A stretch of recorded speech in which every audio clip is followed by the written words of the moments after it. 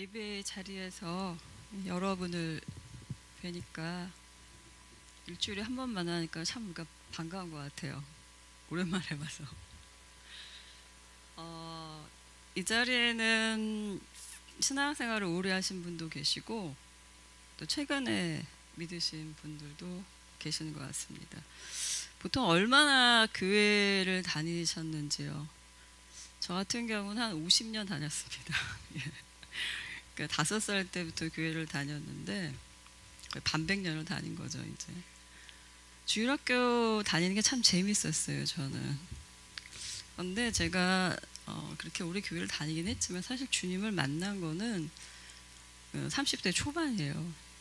그러니까 그 이전에는 교회를 다니긴 했는데 예수님을 잘 믿었다라고 사람들이 오해를 했지만 사실은 잘 생각해 보면 그냥 교회 생활의 그 문화에 제가 그냥 익숙한 것이었어요. 오랫동안 교회를 다녀서 그냥 교회의 착실한 그냥 멤버였던 거죠. 그리고 뭐 별로 이렇게 말썽을 안 피우고 시키는 대로 다 하는 사람이라서 사람들에게는 이 믿음이 좋은 거로 보였지만 하나님과 또 예수님과 인격적인 교제가 있었다라고 말하기는 어려웠습니다. 제가 이제 교회 생활을 하면서 어느 정도 좀 철이 들었을 때 내가 좀 그렇다라는 생각이 좀 들었어요. 그래서 마음속에 좀 답답함이 있었습니다. 하나님을 좀 정말 만나고 싶은. 그런데 제가 느끼는 교회 생활에서 약간 좀 어려운 점들을 제가 당시에 발견했어요. 먼저는 교회 용어들이 너무 주관적이고 추상적으로 제게 느껴졌어요. 굉장히 구체적이고 현실적인 얘기가 아니라 뭔가 이렇게 두리뭉실하게 넘어가는 신앙 훈련에 대한 어떤 이렇게 뭐 학원 가면 스파르타식으로 착착착 뭐 이렇게 뭐 미션도 주어주고 하는데 그게 아니라 그냥 각자 도생인 거예요. 그러니까 쉽게 말하면 굉장히 좀 어떤 지침이 없다 이제 그런 생각이 좀 들었어요. 예를 들어 제가 자주 하는 얘기가 있는데 어느 날 제가 어려운 문제가 생겨서 이제 신앙 상담을 누군가와 한 적이 있어요. 근데 그분이 아주 간단하게 주님 앞에 다 내려놔 그렇게 하고 끝나시더라고요. 근데 저는 이제 기도 훈련이 잘 안 돼 있던 사람이었어요. 10분 기도하기도 솔직히 말해서 힘들었던 저희 부끄러운 과거를 고백합니다. 그러니까 주님 앞에 내려놓으라는 게 도대체 무슨 말인지 문자적으로 알아듣겠는데 이게 뭘 어떻게 하라는지 감이 오지를 않더라고요. 저는 당시에 이제 부모님한테 이렇게 신뢰받는 장녀, 맞이였어요. 근데 이 맞이들의 특징에 자기가 힘들다는 말을 잘 못합니다. 그러니까 도와는 주지만 도움을 요청하기도 어려워하고 자기 속마음을 잘 털어놓지를 못해요. 그러다 보니까 사람에게도 그런데 보이지 않는 하나님께는 더욱더 마음을 좀 털어놓기가 어려웠죠. 그래서 그냥 추상적인 기도 또는 거의 공익광고 수준의 어떤 대중을 위한 어떤 그런 대의명분이 확실한 기도는 하는데 뭐 인류의 구원이나 근데 이제 저의 어떤 개인적인 문제에 대해서는 뭘 털어놓기가 좀 쉽지 않았어요. 그래서 그때 누군가가 이 저의 상황을 좀 진단하고 이렇게 좀 현실적으로 풀어서 설명해 줬으면 얼마나 좋았을까 싶어요. 하나님 앞에 너를 내려놓는다는 거는 일단 네가 방해받지 않을 수 있는 그 조용한 곳과 그 시간을 만들어서 거기서 시각적인 요소나 청각적인 요소들을 다 차단하고 가능하면 불을 끄고 그래 앞에 뭔가가 있다 좀 그렇게 생각을 해보면서 기도를 해보는 거야. 그분이 널 다 아시고 사랑하신다. 이게 잘 믿겨지지 않으면 상상이라도 해서 네가 과거에 만났던 어떤 따뜻한 친절이나 배려 어떤 그 분위기라도 상상해서 하여튼간에 뭔가를 얘기를 해봐. 근데 처음에 기도가 어려울 수 있어. 그러니까 신세 한탄이라도 시작을 해봐봐. 힘들다 도와달라. 또는 너가 너 마음 잘 모를 수도 있어. 뭐가 힘든지 구체적으로 모를 수도 있기 때문에 왜냐하면 대부분의 사람들은 사회적 책임을 완수하느라고 실제 자기 마음을 들여다볼 여유를 갖지 못하죠. 억제하기 바쁩니다. 그러니까 누군가 또 믿을 만한 사람한테 털어놓을 기회를 갖기도 쉽지 않죠. 그러니까 이게 잘 기도하기가 처음 쉽지 않을 거란 말이에요. 그러니까 단계적으로 뭘 도와달라고 어떻게 해야 될지 모르겠으면 일단 하나님 앞에 그냥 내가 뭘 말해야 될지도 모르겠는데 일단 앞에 앉았다. 그러니까 내가 도대체 뭘 기도해야 될지 잘 모르겠으니 가르쳐 달라. 내 마음이 도대체 어떤지 나도 잘 모르겠다. 그리고 내가 어떤 방향으로 기도해 주는지 잘 모르겠다. 이렇게라도 좀 시작을 해봐. 그럼 아이가 말을 배우듯이 차츰 이제 기도의 어떤 시간들과 말이 늘어날 거야. 그리고 멋진 말이나 그 남을 위한 형식적인 공익 광고는 그만하고 그 나중에 하고 일단은 또 개인의 어떤 문제를 이 세상에 하나님하고 너 둘만 남은 것처럼 생각하고 집중해서 한번 시작해봐. 언제까지 하냐고? 일단 네 마음이 시원해질 때까지, 뭔가 평안한 마음이 들 때까지. 그러다 보면 상황이 바뀔 거야. 그러면 그 상황이 완전히 바뀌도록 끝까지 그 기도 제목을 놓치지 말고 아래 했는데 이게 한 번으로 안 돼. 그러니까 처음에는 한 뭐 10분씩 끊어서 여러 번 하든지 아니면은 며칠 동안 하든지, 하여간 어떤 사람은 단번에 되기도 하지만 어떤 사람은 꽤 시간이 걸려요. 양적인 변화가 질적인 변화를 가져오니까 하여간 어떤 최소한의 마주노선, 너가 10분까지가 최대치다. 그럼 한 11분 정도로 정해놓고 훈련 삼아서 공부하듯이 조금씩 기록하면서 해봐. 이렇게 저한테 좀 풀어서 얘기를 해주었더라면 제가 어떻게든지 좀 붙잡고 했을 텐데 그냥 내려놔 이렇게 말하니까 뭘 어떻게 하라는 건지 감이 안 잡혀서 너무 힘들었습니다. 또 이 말 덧붙여줬으면 더 좋았겠죠. 기도도 하지만 성경도 같이 읽어야 돼. 왜냐하면 너의 기도는 하나님과의 주관적인 만남의 체험이잖아.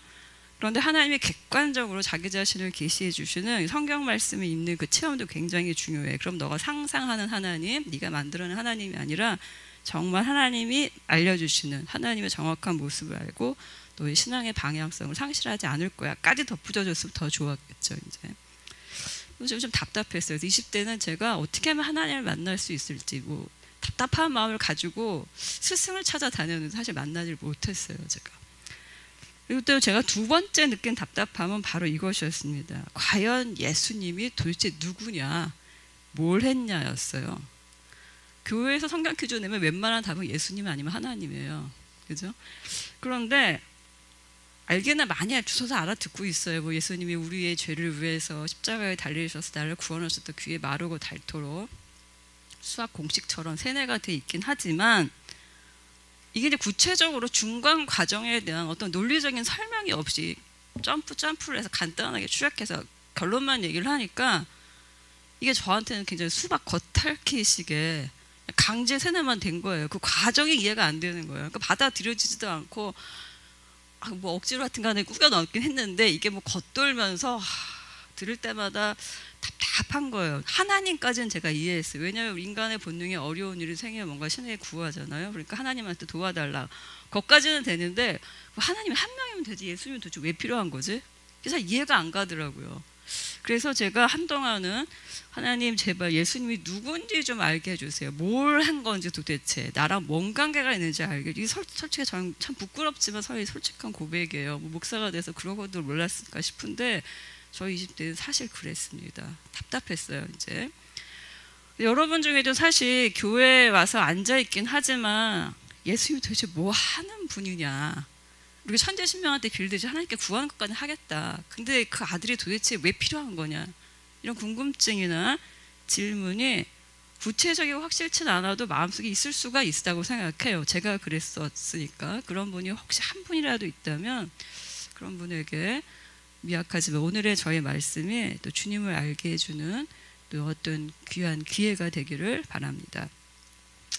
먼저 성경 본문에 의하면 고린도후서에 보면 바울이 고린도 교회에게 보낸 서신서죠. 5장 15절 또 21절에서 중요한 예수님의 하신 일을 하나 소개합니다. 우리가 그렇게 마르고 닳도록 귀에 익히 들었던 우리 죄를 위해서 죽으셨다라는 것이지요. 15절에서 그런데 그리스도께서는 모든 사람을 위해 죽으신 것은 이라고 시작을 하죠. 21절 서두에서도 그 죽음과 우리의 죄와의 관계가 설명됩니다. 하나님께서는 죄를 모르시는 분에게 우리 대신으로 죄를 씌우셨다라고 합니다. 예수님이 죽으셨죠, 십자가에서. 근데 표면적으로 유대인들에게는 종교적인 이유는 죽은 것입니다. 신성 모독을 했다는 이유가 됐고, 또 빌라도 총독에게는 유대에서 폭동이 일어날까 두려워해서 자칭 유대인의 왕이라고 하니까 로마 황제가 있는데 또 다른 왕이 있으면 안 되잖아요. 그 정치적 소유를 두려워한 정치적 결정들이었습니다. 그러나 성경에서 말하는 예수님의 죽음의 깊은 이유는 그가 구원하시고자 하는 자들의 죄 때문입니다. 아니, 죄 때문에 왜 죽지? 우리가 이제 이걸 이해하려면 하나님과 인간 사이의 관계가 어떠하냐, 언약에 대한 이야기를 해야 합니다. 하나님은 창세기에서 세상을 창조하셨다고 말씀하셨습니다. 인간은 그의 피조물, 창조물이지요.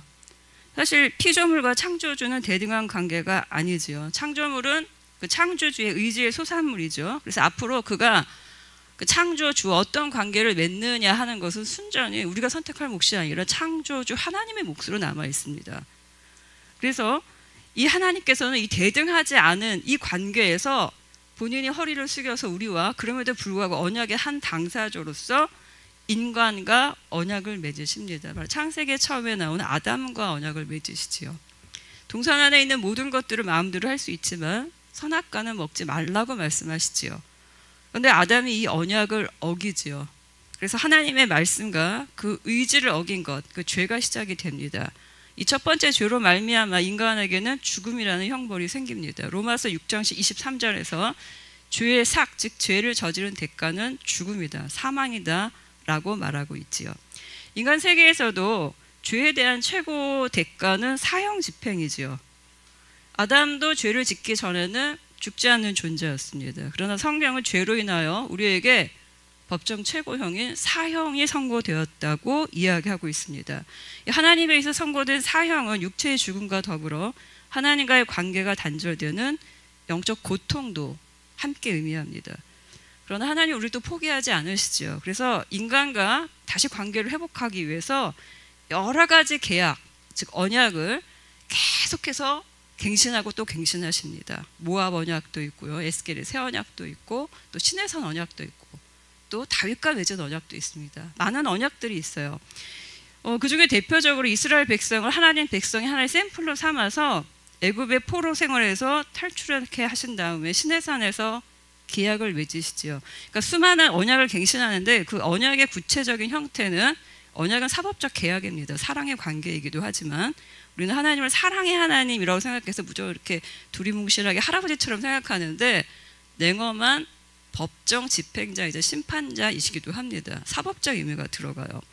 근데 언약의 구체적 형태는 바뀌어도 그 본질은 같습니다. 즉 하나님이 나와는 아무런 관계가 없는 그냥 어떤 창조신, 위대하신 우주의 창조신으로 계시는 것이 아니라 나의 모든 것, 즉 현생은 물론 죽음 이후까지도 책임지시는 나의 하나님이 되시고 나는 그분을 섬기며 그분이 주시는 복을 누리며 또 그분의 보호 아래 살아가는 하나님의 백성이 된다. 이게 이제 언약의 내용입니다. 그런 친밀하고 완전하고 사랑하고 보호하고 찬양하고 찬양받는 이런 관계가 바로 법적 구속력을 가진 언약, 즉 하나님과 인간 사이의 사랑의 서약입니다. 그런데 이 언약, 즉 계약에는 한 가지 전제가 있습니다. 즉 하나님이 주시는 그분의 뜻, 의지, 명령, 말씀, 즉 율법을 듣고 순종하는 것이죠. 아담에게는 구두로 말로 전해졌던 이 하나님의 뜻, 의지, 명령이 출애굽 이후 광야 세대에서는 돌판에 새겨진 십계명의 형태 또는 레위기나 신명기 등에 나오는 각종 율법의 형태로 정해집니다. 일단 우리가 율법이라는 말을 들으면 여기서부터 갑자기 흥미도 확 떨어지면서 이렇게 막 뭔 율법 이렇게 나오기 시작을 합니다. 부정적인 감정을 가지지요. 그런데 사실은 율법이라는 것은 관계에 대한 틀입니다. 우리가 대한민국에 살아도 그냥 살 수가 없어요. 헌법이나 각종 법률에서 요구하는 삶의 틀에 맞추고 살아야 됩니다. 부부관계에 있어서도 마찬가지죠. 대부분의 가정은 남편은 뭘 하고 아내는 뭘 하고 이렇게 어떤 룰이 존재합니다. 하다못해 회사에서도 내규가 존재하고 친구 간의 관계에서도 우정이지만 사랑이지만 그 안에서도 어떤 암묵적인 룰들이 존재합니다. 즉 우리가 이 세상에 살면서 누군가와 어떤 식으로든 간에 관계를 맺는다면 그 안에는 어떠한 일정한 라이프 스타일, 틀이 존재할 수밖에 없습니다. 그러니까 하나님께서 우리와 관계를 맺기를 원하신다면 당연히 하나님과 관계 안에서 어떻게 살아야 되는 것인가, 나는 그분을 어떻게 대해야 되는 것인가 라는 규칙과 틀이 생길 수밖에 없고 이것은 하나님께서 정하신 율법의 형태로 우리한테 전해졌습니다. 우리가 율법이라고 말할 때 우리는 그 효과를 이미 상실한 어떤 캐캐 묵은 것들이라고 생각하기 쉽지요. 신명기나 레위기에 나오는 각 조항을 보면 그럴 수 있어요. 각종 음식 규례나 금기 같은 것은 현대 이 시대에 맞지 않는다라고 생각할 수도 있습니다. 그러나 율법을 전체적으로 놓고 본다면 그 세부적인 한 조항 한 조항의 문제가 아니라 그 기저에 딸린 하나님의 전체적인 의지 자체를 우리가 율법이라고 볼 수 있습니다. 예를 들어서 각종 금지와 규례에는 하나님께서 우리가 속되고 더럽게 또는 불경하게 살기를 원하는 것이 아니라 이 더러운 것들을 멀리하고 거룩하고 정결하게 살기를 원하시는 그런 간절한 열망이 담겨져 있는 것이지요. 그런데 율법이 직접적으로 주어지지 않았던 이스라엘 백성 외에 다른 이방인들도 사실 그 율법의 그림자처럼 그 양심 안에는 도덕과 양심과 윤리의식들이 같이 심어져 있어서 막연하게나마 어떻게 사는 것이 올바른 것인지, 어떤 신이라는 존재가 있다면 내가 어떻게 하면 처벌받고 살지 않을 수 있는지라는 막연한 의식도 함께 존재합니다.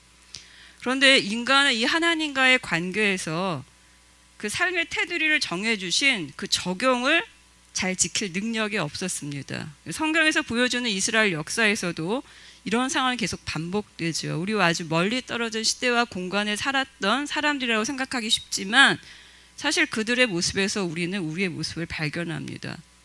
계속해서 하나님 뜻에 온전히 순종하지 않고 반역하는 모습들이죠. 그래서 언약은 계속 갱신되었지만 늘 결과는 인간의 불순종으로 끝납니다.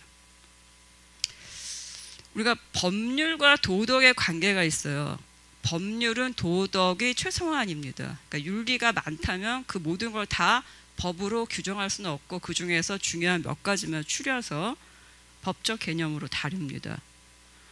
그렇다면 성경에서 말하는 그 죄라는 것은 그리스도가 우리 죄를 위해서 대속하셨다고 말씀하셨으니까 그 죽음을 불러일으킨 그 죄는 우리가 현실에서 말하는 법률 체계의 것보다는 좀 더 광범위한 것, 즉 윤리까지 포함하는 것일까요?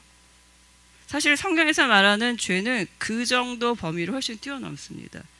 왜냐하면 행위의 결과뿐 아니라 우리의 마음의 작용, 마음으로 음욕을 품어도 죄라고 말씀하셨지요. 마음으로 형제를 미워도 살인이라고 말씀하셨습니다. 그러니까 도덕적인 차원, 드러난 행위가 아니라 우리의 의식과 내면까지 들어가는 굉장히 폭넓은 개념, 하나님의 뜻에 반하는, 선하지 않은 모든 것들이 죄입니다. 그러니까 죄의 범위가 굉장히 넓은 거죠. 결과적으로 이 규칙에 의하면, 이 전제에 의하면 하나님 앞에서 인간은 아담에게 물려받은 원죄와 함께 죄의 본능을 가지고 태어났기 때문에 살면서 짓는 이 모든 죄로부터 결코 자유로울 수가 없습니다. 또는 죄는 그것으로 끝나는 것이 아니라 그 죄의 결과들이 있죠. 죄책감을 가지고 또 삶의 고통이 따릅니다. 현실에서도 우리가 복역을 마치고 나온 그 장기간의 복역을 마치고 나온 어떤 죄수를 할지라도 범죄자들이 이미 형기를 마치고 나왔어도 그 사람의 교도소 갔다 왔다 하면은 취직에 제한이 되죠. 누구도 같이 옆에 있고 싶어하지 않고 또 이사를 가더라도 그 사람의 거주지 근처에는 사람들이 신경을 곤두서게 돼 있습니다. 그러니까 죄도 문제고 그 죄로 인한 결과들은 우리를 계속 영향을 주지요. 그러다 보니까 하나님은 죄인을 가까이 가실 수 없는 거룩한 속성이 있으니까 하나님의 보호를 제대로 받지 못하고 죄의 결과들이 우리를 짓누르고 이 삶은 고통스러울 수밖에 없고 이렇게 팍팍하고 힘든 과정에 계속해서 머물게 됩니다.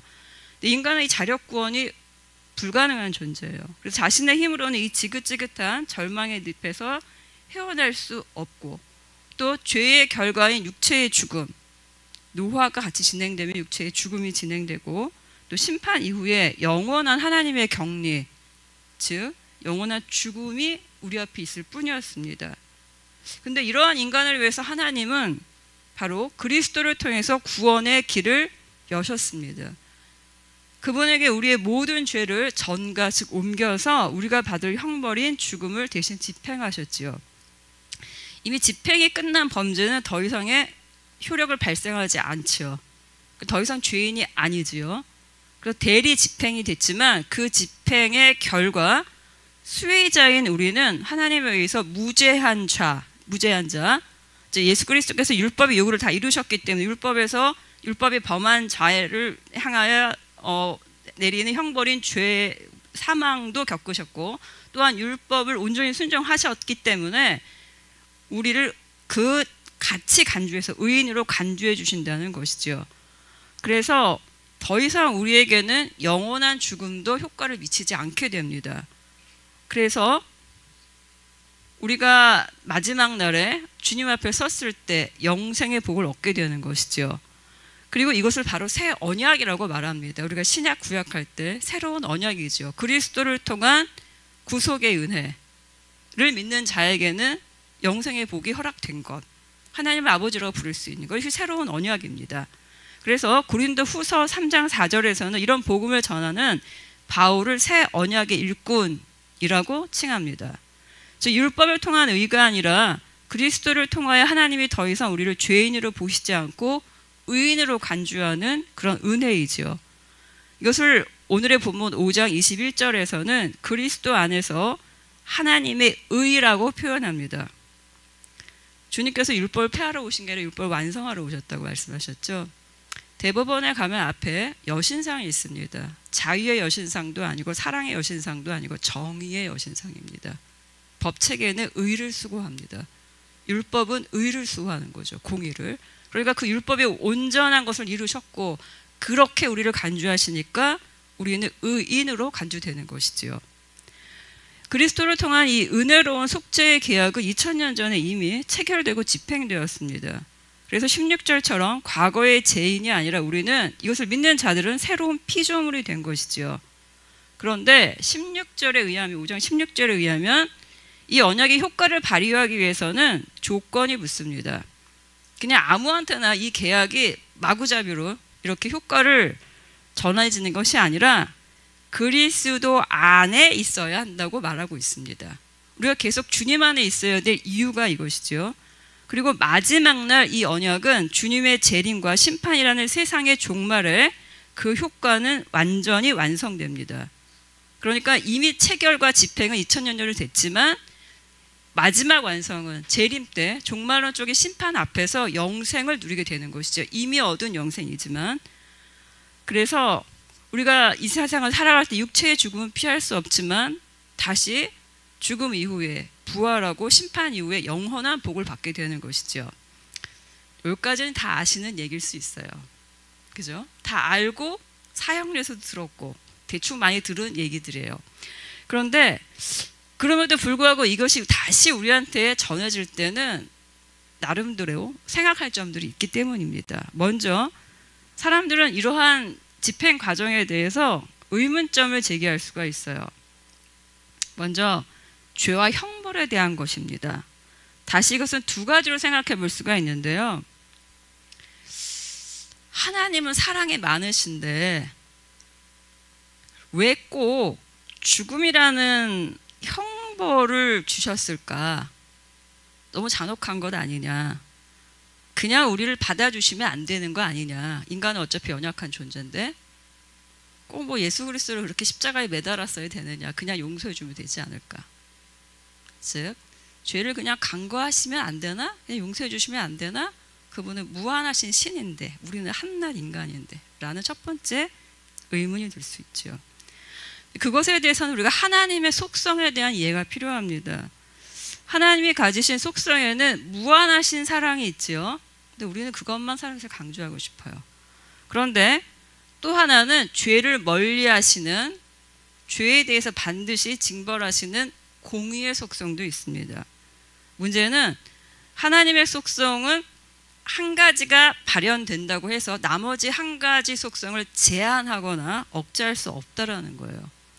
사랑이 무한하시지만 그렇다고 하여 공의의 속성을 가릴 수 없다라는 것입니다. 성경은 많은 본문에서 이것을 함께 다룹니다. 우리는 하나님이 사랑만 하시는 분으로 여기고 싶지만 의로운 것을 행하시고 추구하시며 의롭지 못한 자들에게는 심판과 형벌을 함께 주시는 분으로 말하고 있지요.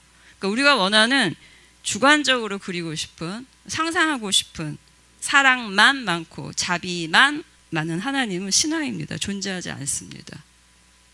애석하게도 존재하지 않습니다. 그것은 우리의 상상일 뿐이죠. 이런 결론 앞에서 좀 두렵죠. 그러나 동시에 반대의 역설도 가능해요. 하나님이 공의롭기만 하신 게 아니라 그 공의의 속성 때문에 사랑의 속성을 제한할 수 없기 때문에 동시에 하나님의 사랑이 우리에게 발현될 수도 있다는 것입니다. 그래서 인간이 행복하게 살게 해주고 싶어서 그 길인 하나님의 법을 알려주고 계약을 맺었는데 자꾸만 실패하는 인간들에게 공의의 속성만 발현된다면 심판하고 끝나죠. 그러나 사랑의 속성이 함께 발현되기 때문에 그 구원의 길을 스스로 여신 것이지요. 인간이 할 수 없으니까 하나님이 대신 그 길을 찾아주신 것입니다. 또 하나, 이 죄를 지으면 꼭 뭐 이렇게 죽어야 되나라는 것에 대해서 두 번째 드는 질문은, 좋아, 뭐 죄를 그냥 뭐 간과하지는 않고 뭔가를 해야 된다는 것까지 이해됐어. 근데 꼭 뭐 죽어야 되나? 근데 우리가 좀 회개하면 안 되나? 우리 열심히 회개하면 그걸로 좀 죄를 용서해 줄 수 있는 거 아닌가? 뭐 꼭 죽어야 되나? 이렇게 생각할 수도 있죠. 물론 우리가 앞으로 주님 앞에서 그 길을 벗어날 때마다 철저하게 회개해야 됩니다. 그런데 현재 우리가 하는 회개는 가만히 생각해보면 그리스도가 먼저 이루어 주신 죄사함의 결과로서 하나님이 받아주시고 수용해 주시는 것입니다. 순서가 바뀐 것이죠. 우리가 회개한다고 받아주시는 게 아니라 주께서 먼저 죄사함을 해주셨기 때문에 우리의 회개가 받아들여질 수 있는 것입니다. 개인의 회개는 굉장히 주관적이에요. 개인적인 체험일 수가 있습니다. 따라서 하나님과 인간 사이에서 맺어진 그런 사법적인 의미를 함께 가지는 이 계약관계 안에서는 좀 더 법적인 그러니까 주관적인 우리의 회개라는 그 체험과 구별되는 객관적이고 사법적인 과정이 필요합니다. 그게 그리스도를 통한 죽음을, 즉 죄의 값을 대신 치르는 것이었어요. 그래서 그 이후에 우리의 회개가 받아들여지는 것입니다. 그렇다면 죄를 지으면 그냥 좀 넘어가주면 안 되나라는 질문, 죄를 지으면 그냥 회개만 하면 안 되냐, 이걸 한 질문을 일단 두 개는 그렇게 우리가 정리가 됐고요. 또 하나 짓는 질문이 있습니다. 좋아, 그럼 죄를 지었어. 그럼 뭐 회개도 안 되고 뭐 그냥 용서도 안 되고 뭔가든 죽어야 된다며. 그런데 아니 그러면 죄인이 죽어야지 왜 예수님이 죽지? 뭐 지금 성경 본문에 죄가 없으신 예수님을 이게 대신 죄를 지었다고 했잖아요. 예수님 대신 죽냐는 거예요. 그것에 대해서 다시 두 가지로 생각해 볼 수가 있어요. 뭐냐면은 인류의 대표성에 관한 문제입니다. 아담이 지은 죄의 현장에 우리는 없었어요. 그 시원의 역사에 우리가 언제 어떻게 있었겠어요? 성경책에 그러면 아담을 지으신 게 아니라 뭐 조경미를 지으셨다 이렇게 나오겠죠. 이제 그럼에도 불구하고 아담의 개인 아담이 아니라 인류의 대표가 되어서 그 계약의 효력이 계속 우리에게 전해지는 거거든요. 성경은 첫 아담이 행한 그 언약의 실패로 끝났지만 마지막 아담으로 오신 예수 그리스도께서는 그 언약을 성취하셨다고 하셨습니다. 그러니까 예수 그리스도께서 성육신 하실 수밖에 없었던 것이 인간의 대표인 어떤 인간의 몸을 입고 오셔야지만 그 언약의 완성과 성취를 이루실 수 있는 거죠. 그러니까 예수님이 신이시긴 하지만 동시에 육신으로 오셔서 마지막 인류의 대표로서 대신 계약을 체결해서 그 계약을 완성해 주신 것입니다. 그리고 두 번째 드는 질문은 왜 예수님이 죽느냐에 대한 것에서, 좋아, 그럼 뭐 예수님이 인간의 대표니까 인간이 할 수 없으니까 완벽한 인간으로 오셔서 대표로 대신 죽으셨어. 그래서 값을 치러주셨어. 거기까지 오케이, 좋아. 그럼 네 번째 질문은, 그럼 뭐 도대체 하나님은 뭐지? 뭔가 논리적인 모순이 생긴다고 생각할 수 있어요. 하나님은 자비하시고 인간을 사랑하시는데 뭐 자기 아들이 죄가 없는데 그렇게 자기 아들을 잡아 죽인 그 하나님이, 그 정도밖에는 사랑을 가지고 있지 않은 하나님이 친아들한테도 그런데 이제 예수님의 죽음으로 우리가 하나님의 자녀로 입양이 된 거거든요. 그러면 입양아인 우리들한테 주는 사랑을 그렇게 믿을 수 있을까? 뭐 예수님한테만 덤터기를 씌워놓고 하나님은 도대체 뭐 하시는 거지? 영광을 받으시는 거 아닌가? 이런 생각을 좀 할 수가 있어요. 예수님 희생양 아닌가? 억울한 희생양? 물론 희생 제물로 오셨지요. 근데 이 질문에 대해서는 우리가 하나님과 성자 예수 그리스도와 또 성령 하나님과의 관계 안에서 좀 생각해 볼 문제가 있습니다. 우리는 보통 그리스도께서 우리를 위해서 죄를 대속해 주셨다는 속죄 사역을 얘기할 때 성자 예수 그리스도의 고난만을 좀 강조하기 쉽습니다. 몸으로 짊어지셨으니까 당연히 감사하지요. 그런데 잘 생각을 해보면 이런 표현이 나옵니다. 18절에 하나님께서는 그리스도를 내세우셔서 라는 표현이 나오죠. 그러니까 또 21절에서는 하나님께서는 죄를 모르시는 분에게 우리 대신으로 이런 표현이 나와요. 그러니까 이 구속사역은 사실 예수님 혼자 하신 사역은 아니에요. 먼저 성부 하나님과 성자 하나님과 성령 하나님은 삼위일체 하나님이세요. 세 윗결 가지신 한 분 하나님이신 거예요. 그 하나님께서 성부 하나님은 전체적인 일을 계획하신 거죠. 예수 그리스도께 그 일을 맡기시고 예수님은 자발적으로 순종하셨고 부활시키시고 또 영광을 주셨고 또 우리를 구원하시기에 전체적인 계획을 이끄시죠. 성부 하나님께서. 성자 예수 그리스도께서는 그 고난을 자발적으로 짊어지시고 후에 예수님은 하나님의 우편에 앉으셔서 우리의 심판주로 오십니다. 또한 성령 하나님은 이 모든 과정을 예수 그리스도의 사역 이후에 이 땅에 오셔서 우리에게 이해시키시고 우리가 받아들여질 수 있게 우리의 마음을 여시는 작업을 하죠. 즉 그리스도의 구속사역은 성자 예수 그리스도 한 분만 딱 띄어서 혼자 덤터기 쓰고 끝낸 희생사역이 아니라는 것입니다. 성부, 성자, 성령 즉 한 하나님이 즉 하나님이 직접 오셔서 하나님이 직접 우리의 몸을 담당하셨다는 것입니다. 성부 하나님이 잔인한 분이라서 자기는 쏙 빠진 게 아니라 성부 하나님도 함께 그 일에 참여하신 것이죠. 본인이 오셔서 스스로 함께 짐을 짊어주신 것과 같은 이야기입니다. 삼위일체 하나님이시기 때문에. 따라서 그 하나님이 하신 일들을 우리가 무자비한 하나님이 하신 아들을 잡아 죽인 하나님, 그 하나님을 우리가 믿을 수 있느냐라는 문제에서 그 세 분은 사실 한 분이다. 본인이 사실 고통을 당하신 것이다. 라는 질문으로 답을 할 수 있을 것 같습니다. 마지막으로 이제 드는 또 하나의 질문이 있어요. 좋아, 여기까지 들었어. 성경의 논리가 뭐 이렇게 딱딱딱 돼서 뭐 논리적으로 악의를 맞춰서 대충 알아들었다 쳐. 근데 그 뭐 언제 있었는지 잘 모르겠고 아담이 맺어 넣으냐? 그게 무슨 시원한 역사. 언제 있었는지 잘 모르겠고 이 현실에 도저히 느껴지지 않아. 이게 나랑 직접적인 연관성이 없는 것 같아. 그냥 하나의 이론 같아. 이런 마지막 문제가 남습니다. 고린도서 4장 3절에서 4절에 의하면 제가 지금 드린 이 말씀, 복음, 바울이 전하는 게 계속 이 얘기예요. 이 복음이 사실 멸망당하는 자들한테는 가리워졌고 믿지 않는 자들에게는 그 마음이 어두워져서 그 빛을 보지 못한다라고 이야기했습니다. 그러니까 전도에 미련한 것, 어리석은 것으로 안 믿는 자들한테 들릴 수밖에 없다고 성경에서도 인정을 하고 있어요.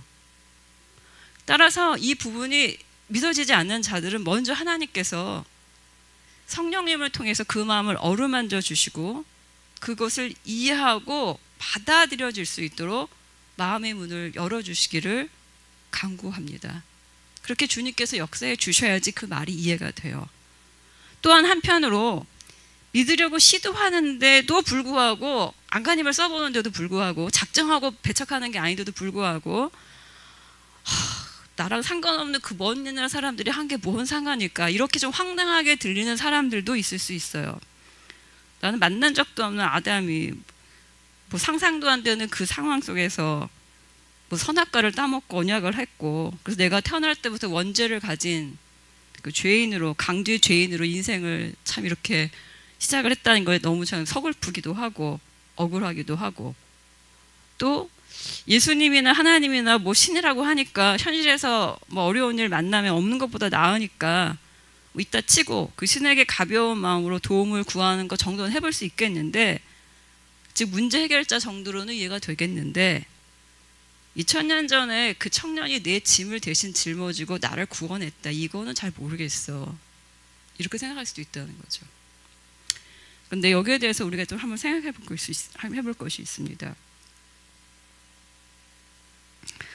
2000년 전에 그리스도께서 하나님과 맺으신 구속의 언약, 우리를 구원해 주시겠다고 십자가 사역을 하나님과 성령 하나님과 의논하시고 이루신 그 일, 또 은혜로 우리한테 오신 그 언약, 이게 우리는 현장에 없었어요. 그 역사적 현장에 몇 날 며칠에 어떻게 있었겠어요? 없었죠. 그런데 현장에 없었었다 할지라도 중대한 사건에 인간의 삶에 영향을 미칩니다. 예를 들어 볼까요? 우리가 현재 지금 남북 분단의 현실에 살고 있죠. 우리가 뭐 이렇게 살고 싶어서 사나요? 이 남북 분단 때문에 우리나라 군사비 방위비가 한 4위 정도, 그러니까 전체 예산에서 그렇게 제가 차지하는 것으로 알고 있습니다. 많이 들어가요. 또 다른 나라들은 모병제를 하는 나라도 많은데 우리는 강제 징병이죠. 뭐 군대 안 갔다 오면 얼마나 정치에 참여할 때도 그렇고 직장 얻을 때도 얼마나 제약이 많아요. 그런데 이게 내가 원한 일도 아니고 나는 당연히 관여하지도 않았는데 어떻게 된 일이냐면 1945년에요. 2차 대전이 거의 끝나갈 때쯤에서 미국하고 영국하고 소련의 3개국 수뇌부가 모여서 회담을 합니다. 얄타 회담이라고 여러 국사 시간에 배웠을 거예요. 소련이 당시에 2차 대전은 이제 패전국이죠. 독일하고 일본이 한편이었다면 이제 그쪽에 있었던 일본하고 소련 사이에서는 상호 불가침 조약을 맺어서 소련이 일본을 향해 싸우는 2차 대전에 참전하지 않으려고 했어요. 그런데 이 얄타 회담에서 소련이 참전하게 돼요. 협약을 맺으면서 그 대가로 동시에 뭘 하게 되냐면 이 점령지에 분할 점령, 소련이랑 미국이랑 같이 분할 점령하게 되는 그런 권리를 얻게 되는 발판이 됩니다. 그래서 38선이 만들어지는 계기가 돼요. 이 얄타 회담이. 남북 분단의 계기가 된다는 거죠. 우리는 그때 태어나지도 않은 분들이 많을 거예요. 당시에 조약의 체결 당사자인 루즈벨트, 처칠, 스탈린 아저씨 친하지도 않아요. 본 적도 없고. 그런데 그 효과는 남아서 거의 지금 80년이 가까웠죠. 그럼에도 불구하고 우리는 매우 특별한 상황에 살고 있어요. 남북분단 위기 속에 살고 있다는 거죠. 작년 5월에 새벽에 서울 시민들한테 경고 문자가 울렸어요. 북한이 위성을 쏘아 올렸는데 이거를 우리가 어떤 군사적 위협으로 그렇게 해석해서 국민들에게 대피 문자를 보낸 것이죠. 근데 그때 참 막막했습니다. 뭐 어디로 대피하라는 건지 갈 데도 없는데 피할 곳이 있는지 싶었어요. 그게 우리 현실이에요. 근데 그렇게 된 계기가 된 얄타 회담은 사실 나는 가서 사인한 적이 없어요. 마찬가지로 아담이 범죄했을 때 나는 없었어요. 그런데도 불구하고 그 영향을 우리한테 삶에 끼칠 수 있다는 거예요. 동시에 예수 그리스도께서 2000년 전에 이루신 그 새로운 언약이 내 삶에도 영향을 미쳐요. 예를 들어서 우리가 지금 자유로운 대한민국에 살지요. 직접 주권을 행사할 수 있는 투표를 행사할 수 있습니다. 아까 총선 얘기도 하셨는데 우리는 그렇게 우리 어떤 정권에 있어서 주요 인물을 스스로 뽑을 수가 있어요. 또 어떤 나라 식민지도 아니에요. 그런데 우리가 그 이전 이렇게 살지 않았어요. 일본의 식민지로 살았어요. 만약에 계속 살았으면 우리는 천황을 이렇게 숭배하고 살았겠죠. 그런데 우리의 독립군들이 숭고한 희생을 치루어진 그 대가로서 우리는 독립의 자유를 얻었어요. 뿐만 아니라 외교상에서는 카이로 선언이 굉장히 중대한 영향을 미칩니다. 1943년에 미국하고 영국하고 중국이 모여서 일제의 식민지였던 한국의 독립을 결정해요. 그리고 1945년 8월에 이 협약에 의해서 해방이 됩니다. 즉 우리는 그 자리에 없었고 그 사인을 했던 당사자들은요 조선 사람들도 아니에요. 혈통으로 상관도 없는 미국 사람, 영국 사람, 소련 사람, 중국 사람들이에요. 근데 그 사람들이 그 사건에 관한 한, 그 문제에 관한 한 우리 민족의 대표처럼 가서 사인을 했는데 그 효과를 우리가 지금 80년이 지나도 경험을 하고 있는 것입니다. 전 세계에서 한반도가 80년 동안, 그러니까 짧은 시간 동안 작은 나라에서도 이렇게 우리랑 상관없는 사람들이 한 조약이 우리 삶에 영향을 미치는데 인류의 구원이라는 큰 거대한 담론이죠. 여기를 몇 천 년의 세월에 걸쳐서 전 세계의 모든 혈통과 인종을 막난 모든 사람이 이 생사가 달린 이 문제를 가지고 하나님과 예수 그리스도 사이에서 한 협약, 또 그를 믿는 자들 사이에서 효과가 발생되는 이 언약이 어떻게 우리 삶에 영향을 안 미친다라고 감히 이야기할 수 있겠습니까? 혼자 무인도에 사는 사람이라 할지라도 우리는 인간 종에 속해 있는데, 인류 종에 속해 있는데 내가 경험했지 않다고 해서 적어도 교회 바깥에 있는 사람도 아니라 교회 안에서 주님을 믿기로 작정하고 온 사람이라면 이게 어떻게 우리한테 중대한 문제가 아닐 수가 있겠어요. 가장 중대한 문제이지요. 저는 지금 예수님을 아예 안 믿기로 작정하고 대적하는 사람들한테 말을 하는 게 아니에요. 지금 이 자리에 있는 분들, 또 일부러라도 우리 교회의 설교 방송을 찾아보는, 뭔가 예수님을 찾았고 알아보고 싶은 그 분들을 향해서 지금 말하고 있습니다. 우리가 소극적이든 적극적이든 간에 믿음 안에 살고자 이 자리에 나왔죠. 말씀을 듣는 거 아닙니까?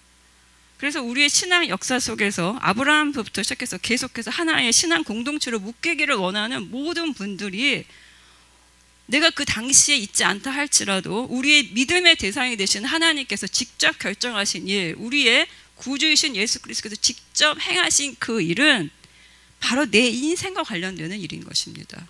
내 삶인 것이지요. 오늘 성경 본문도 마찬가지 상황입니다. 바울이 전하는 이 말씀 있잖아요. 결국에는 복음이에요. 16절부터 21절. 여러분들이 어렸을 때부터 신앙생활 하신 분들 귀에 못이 박히도록 들은 그 이야기인데, 이거를 누구한테 이야기를 하고 있냐면 생판 모르는 사람들한테인 게 아니라 고린도 교회 사람들한테 이야기하고 있어요. 다 알고 있는 사람들한테 하고 있다는 얘기예요. 즉 알고는 있지만, 정보는 들었지만 사실은 믿지 않는 숨겨진 불신자들이 교회 안에도 얼마든지 있을 수 있다는 것입니다. 그런 사람들을 향해서 바울이 촉구하지요. 17절에서 우리는 옛것이 지나간 새 사람이 되었을 뿐 아니라 18절에 의해서도 간청하죠. 하나님이 우리를 자기와 화해하게 하기를 원하신다. 19절에서도 화해하게 하신 것이다. 그리고 마지막 20절에서 그래서 이렇게 말합니다. 우리는 그리스도를 대리하여 간청합니다. 이미 예수님을 믿고 있다고 생각하는 사람들한테, 근데 뭐가 뭔지 몰라 흐리멍텅하게 믿고 있는 사람들한테, 또는 약간의 불신이 남아있거나 그냥 뭐 앉아있는 사람들한테 제발 여러분 하나님과 이 과정을 이해하고 화해하십시오라고 선언하고 있는 것입니다.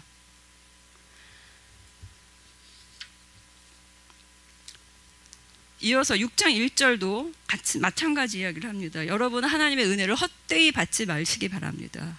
6장 2절에서도 지금이야말로 은혜의 때요, 지금이야말로 구원의 날이라고 다시 한번 선언하고 있지요. 이미 알고 있다고 생각하는 자들, 들었으나 마음에 와서 온전히 믿지 않는 사람들, 또는 과거에 들었지만 지금은 그것이 희미해져서 신앙생활에 힘이 사라지고 무능력해진 사람들한테 다시 한번 그 구원의 은혜를 촉구하는 것입니다.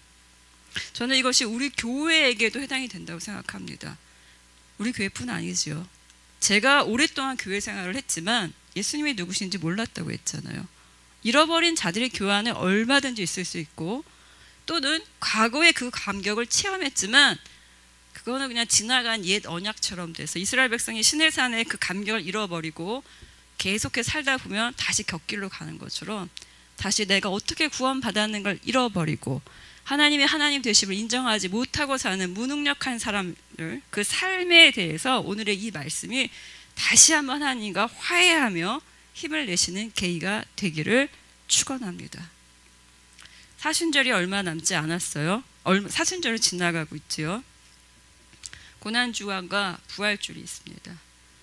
이 주간에 주님께서 친히 이루신 그 구원이, 우리는 사실 비포를 경험하지 않았어요. 애프터의 시대에 살고 있기 때문에 주님이 오시기 전에 삶의 비참함을 몰라요. 그냥 거저 알아서 우리가 하나님의 아버지가 되신 줄 알고 거저 알아서 회개만 하면 용서해 주신다고 생각하지만, 예수님이 오시지 않았다면 우리는 회개한다고 용서받기도 어렵고 하나님을 아버지라고 부를 수도 없었다는 것을 간과합니다.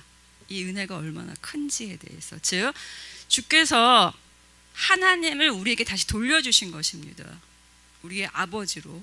이 화해의 감격과 기쁨을 이 사순절을 지나면서 다시 한번 깊이 묵상하고 그렇게 주님과 온전한 화해를 이루시기를 축원합니다.